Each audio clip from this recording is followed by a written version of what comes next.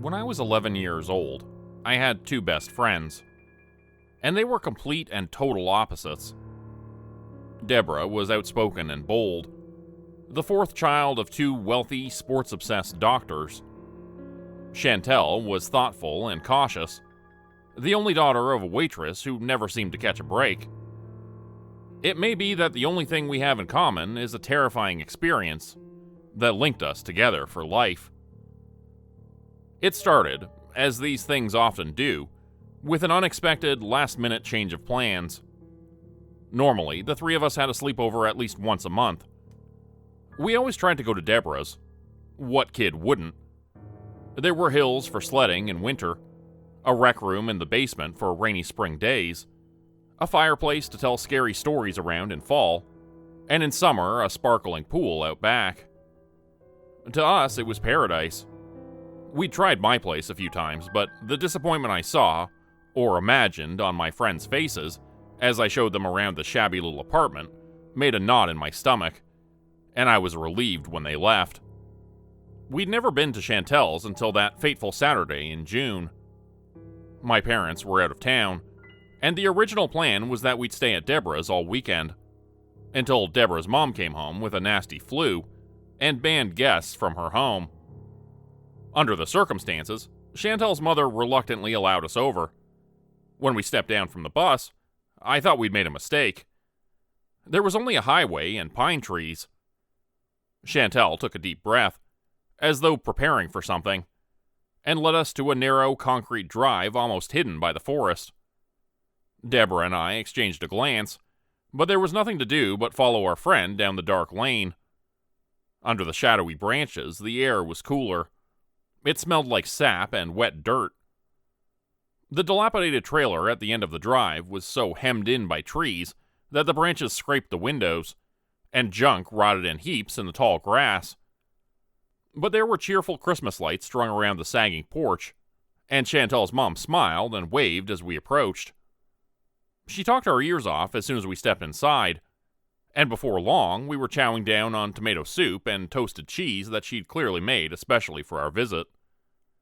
Before long, she gave Chantel a kiss on the cheek, told us to watch out for rusty nails outside, and headed to her third shift job at the hospital.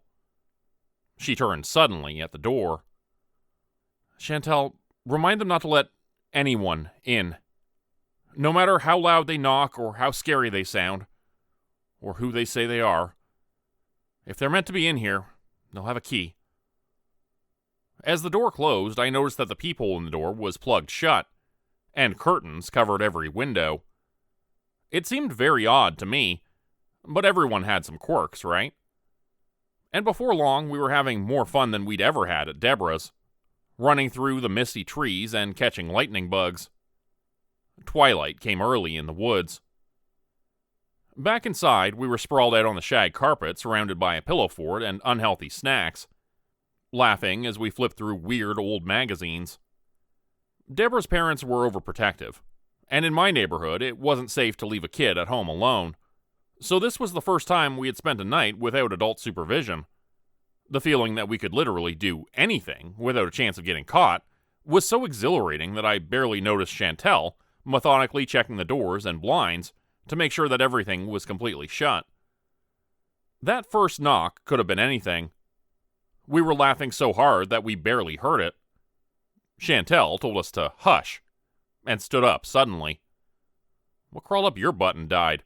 Deborah asked, which only made us laugh harder. Her face serious as stone, Chantel clasped a hand over Deborah's mouth, ignoring her muffled protests. That snapped me out of it. I realized that the drone of insects from the forest had stopped completely. Something was wrong. It was quiet enough that there was no mistaking the next pattern. Tap, tap, tap on the front door. "Seriously, Chantel, what is wrong with you?" Deborah giggled, twisting free of her weaker friend. We shushed at her furiously. The knocking came again. The sound was more insistent now, like an angry neighbor wanting to make a noise complaint.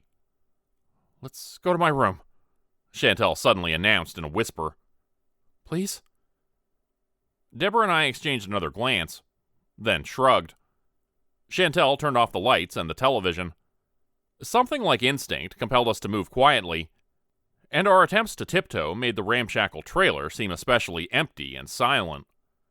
I felt cold sweat trickle down my spine each time the floor creaked. For some reason, my eyes kept darting to the curtained windows, and I'd swear I heard a faint tapping at each window as we passed it, as if there was a little boy outside throwing pebbles. Chantel let out a sigh of relief as we entered her bedroom and shut the door, apparently glad to have another barrier between us and whatever was outside. We didn't say much as Chantel got out an old board game, Candyland, I think, and began to set it up.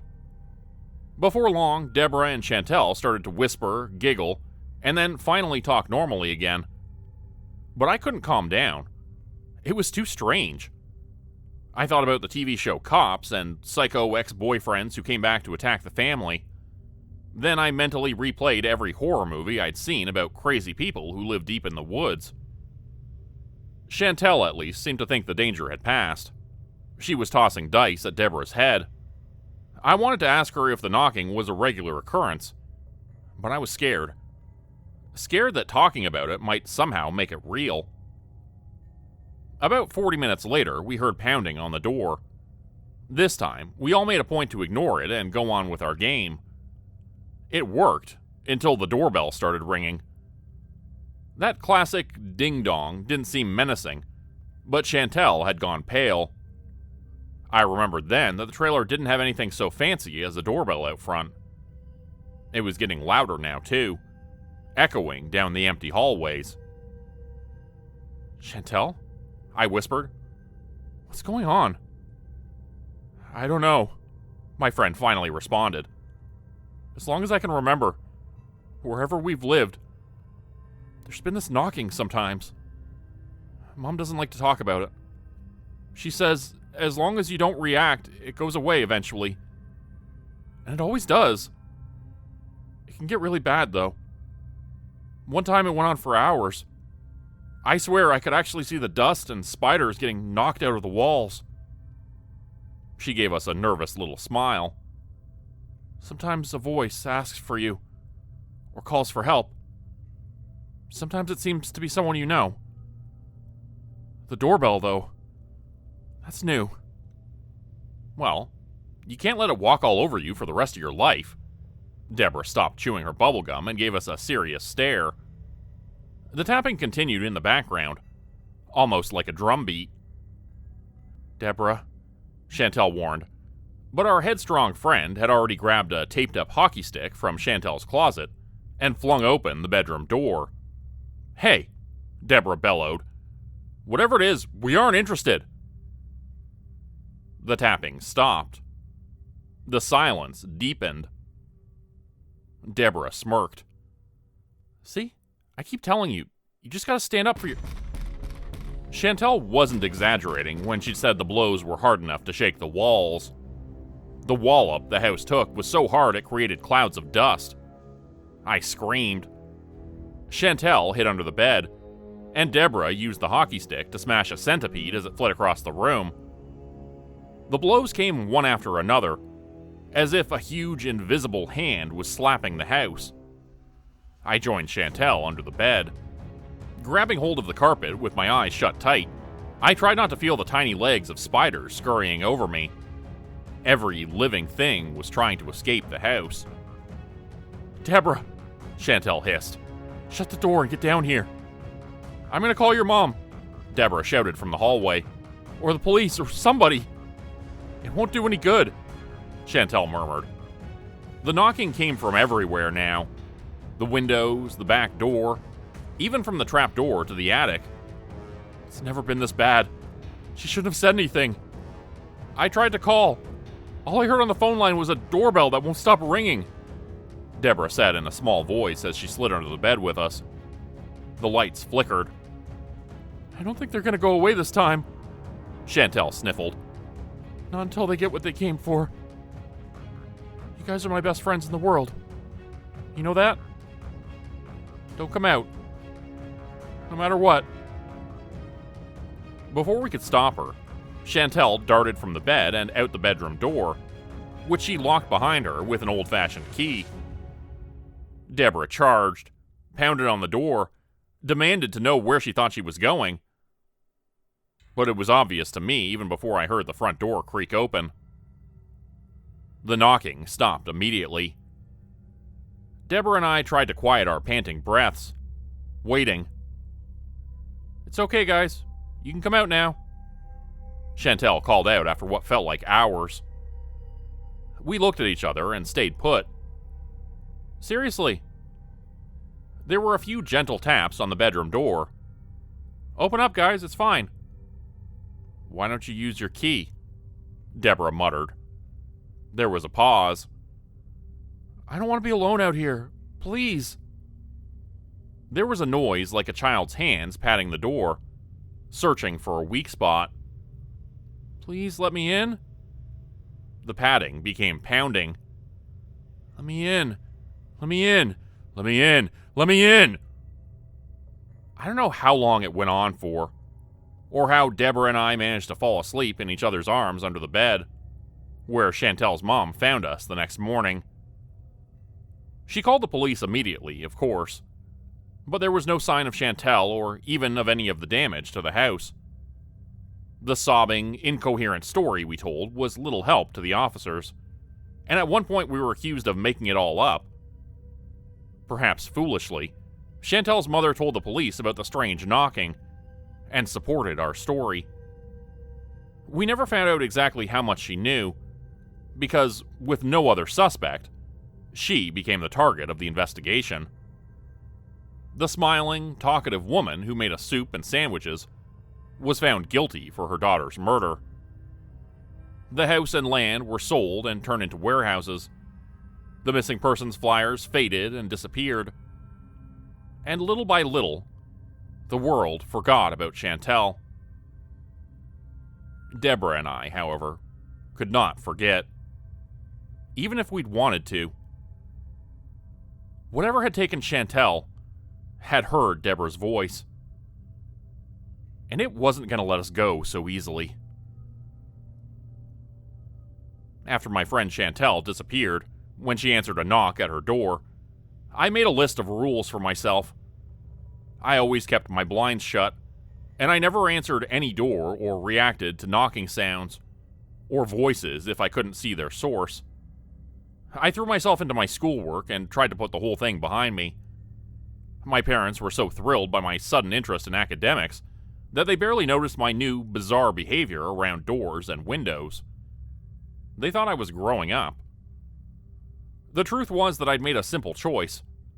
I was going to make it, no matter what.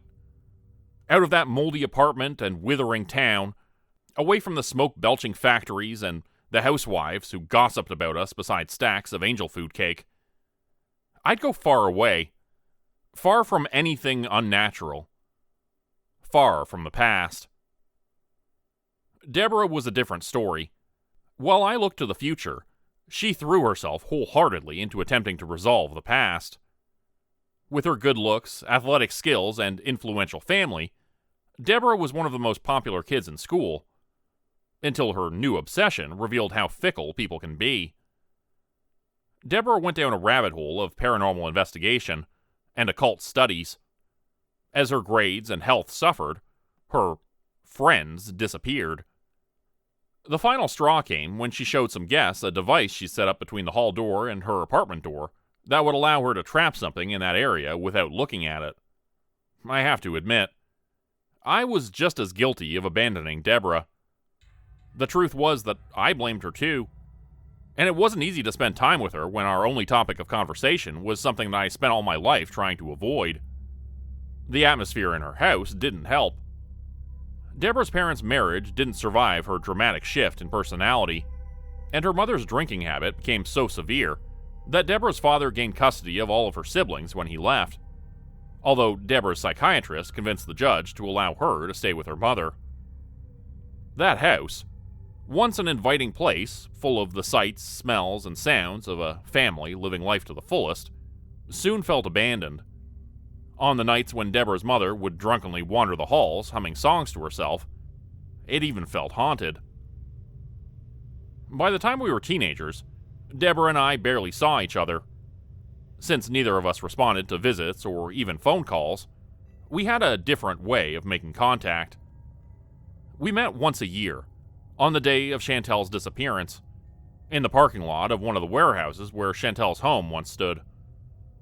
It was a good location, outdoors with plenty of warehouse workers around, and nowhere for anything to hide. We'd each bring a thermos of our favorite drink and circle the parking lot, talking about our lives. Or rather, I would try to talk about our lives, and Deborah would try to bring our conversation back to her obsession. The knocking, as we called it, happened to both of us a few times each year. Just as Chantel had warned us, it was sometimes longer or shorter, more intense or less, and seemingly random. The worst times were when we weren't alone and had to somehow prevent other people, who were oblivious of the danger, from doing something so obvious as opening a door. It happened to be when my family ordered pizza, a big deal for us, to celebrate the scholarship I'd earned. When the 3 sharp raps hit the door and my father stood to answer, I practically dove down the hallway, sliding on my socks. I stammered that the delivery boy was cute and I wanted some time to talk to him alone, as I grabbed a handful of wrinkled dollars and closed the hallway door behind me. Behind me was the tiny, worn-out living room I'd always known. Beyond the other door, who knew? Eyes closed, I leaned my head against the cold surface of the door to listen. I heard gibbering, ragged breaths on the other side. The worst part was that my closeness to the door made the breathing heavier and faster, like something was getting excited or hungry. The 3 taps came again, and I heard movement from the living room. With panic, I realized my parents were coming to see what was going on. I slid away from the front door and closed off the hallway. "Turns out he's a real asshole," I whispered. "He'll probably just keep knocking to get my attention. Let's just ignore him, alright?" My father made a get the shotgun sort of movement, but I grabbed his arm. "He goes to my school, Dad, okay? Come on, don't make a scene." We sat awkwardly in the living room around the TV, while the tapping droned on.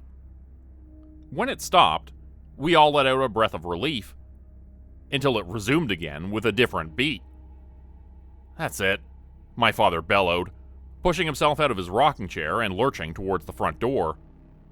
"Dad, no!" I shouted. It was too late to intercept him. My father flung open the apartment door, terrifying the middle-aged pizza delivery woman waiting with our order. Confused and embarrassed, my father handed over the cash I dropped and mumbled an apology as he accepted our pizza. When the woman left, he gave me a long, hard look. "I hope you know what you're doing," my father sighed. Something was different about Deborah when we met that June, the year I turned 18. I was going away to college the next fall. I wasn't sure what Deborah was doing after school. Each time I saw her, she looked a little more gaunt, a little more weary, a little more faded. The sleeves of her hoodie were pulled down to her chipped, black-painted fingernails, and she kept touching her hair. The pink dye had almost faded, and each strand was cobweb thin. What made me nervous, though, was the white SUV with glittering rims and blacked-out windows that had dropped her off, and was still waiting for her, bass humming, like a huge mechanical shark. When I asked Deborah what she'd been up to, her answers were scattered and vague. She couldn't give a clear account of where she'd been or what she'd been doing. The conversation died quickly, and with a nervous glance at the rumbling SUV, she turned to go. I reached out to stop her, suddenly sure that if she got in, I'd never see her again. But she slipped through my grasp.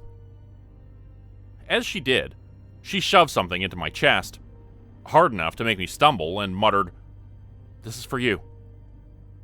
Whatever it was heavy and square, wrapped in layer after layer of protective plastic bags.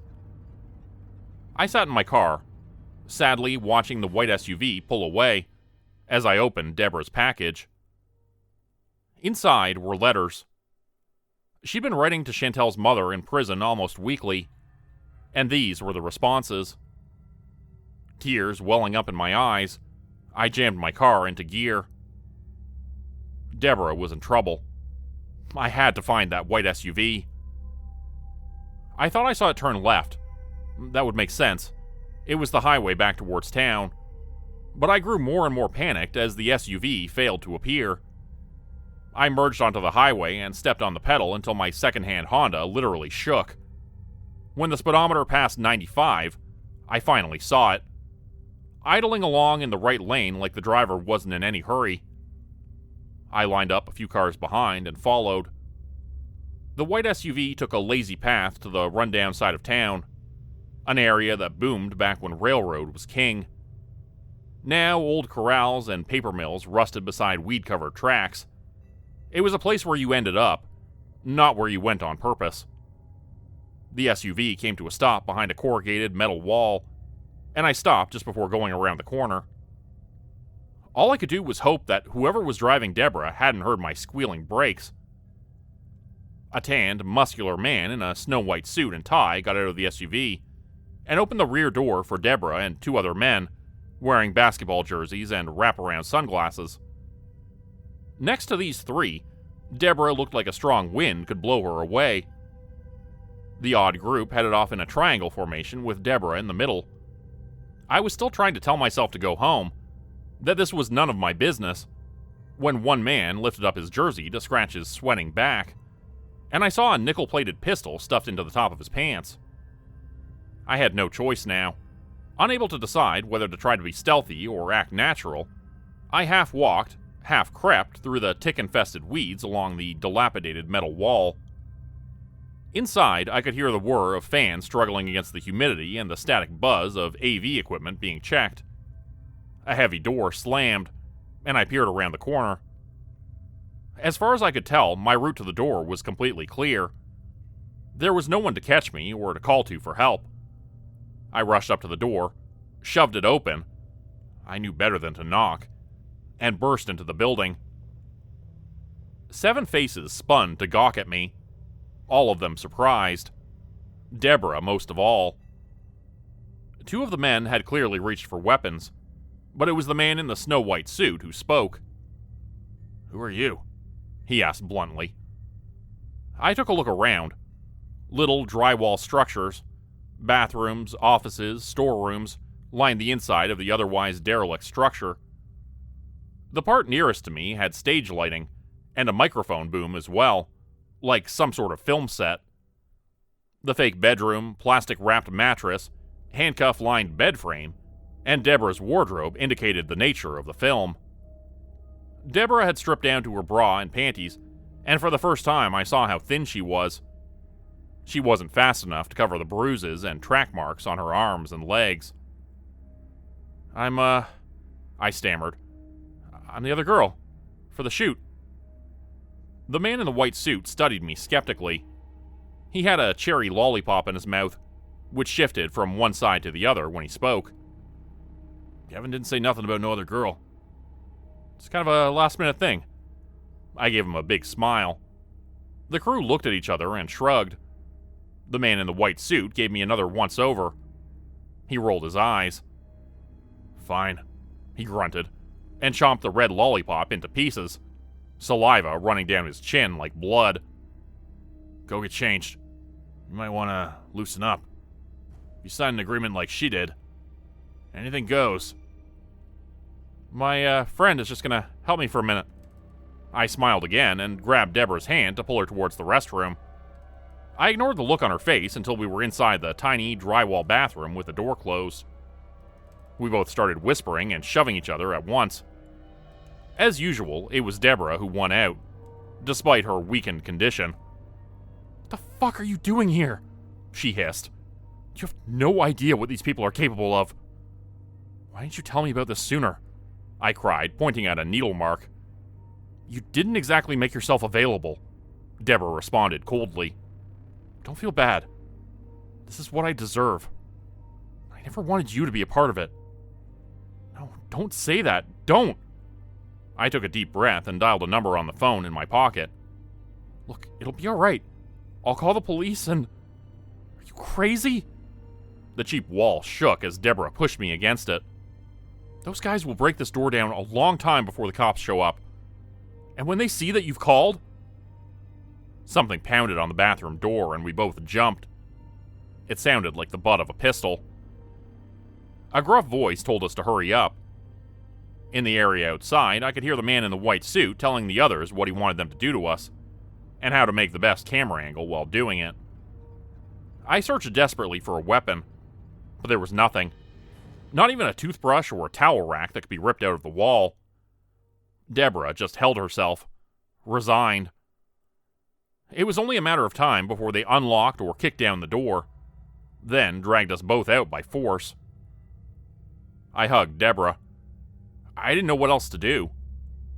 I felt her sick, damp, ragged breaths on my neck, and knew that I should have taken care of her like this from the beginning.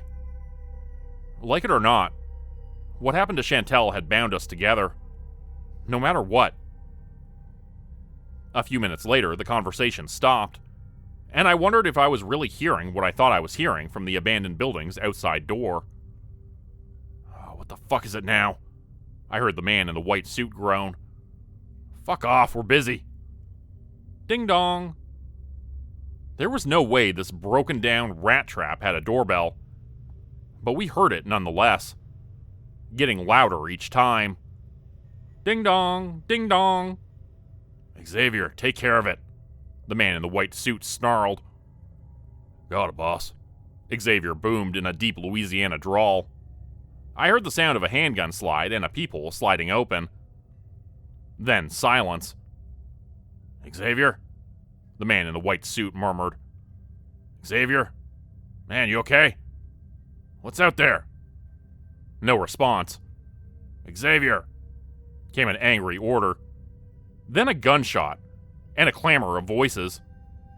Oh my god, he killed himself. He shot himself in the head. What the fuck? In the head, why did he do that? Everybody calm down. I heard the man in the white suit roar. Heavy breathing. Weapons being readied. No one moved. No one wanted to be the first to face what was out there. Chantel, an 11-year-old girl, had been braver than all of them. I heard a meaty slopping sound, like something wet lifting itself from the ground. It's all right, said a friendly voice. It had a deep, booming Louisiana drawl, and the air wheezed through a bullet hole in its jaw as it spoke. It's all right. You can let us in. The lights went out. Someone flung open the main door. Screams. Gunshots. I blocked the bathroom door with my body, and Deborah and I clutched each other tightly in the dark, just as we had 7 years ago. The officers who arrived 20 minutes later were a bit uncomfortable having to batter down the bathroom door, rather than me opening it, but they complied. There was no blood, no gore, no signs of violence except for a few stray bullet holes in the walls. Given our history, I knew how our story would sound without evidence to back it up.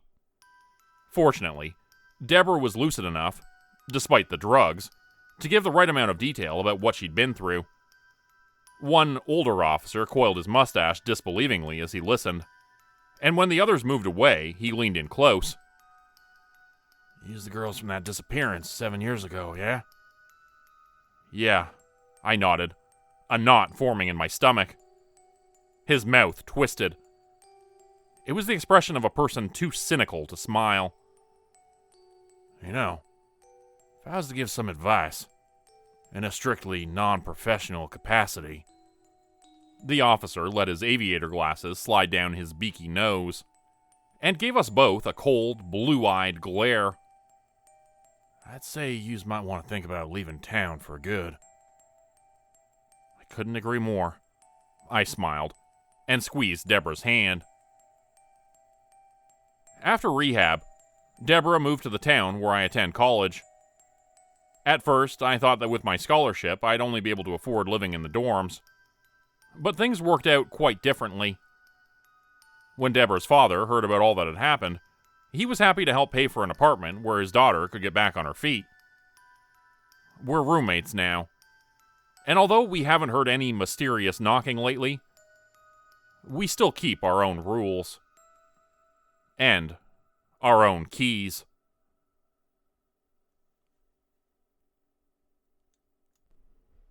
Become a channel member today for early access, bonus videos, and special emojis only available to members. Check out the description below or click the join button for more info. If you'd like another way to help support the channel, please consider joining my Patreon page at patreon.com/JordanGroupHorror.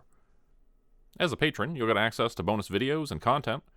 You'll be credited at the end of every video going forward, and if you decide to stay for 3 months, I'll name a character after you which will be featured in a Hollow's End story. Links to join the Patreon are in the description. Thanks everyone for listening. Please like, subscribe, and comment to help the channel continue to grow. And see you again next time at 4 p.m. Eastern Standard Time. Hope you have a great night.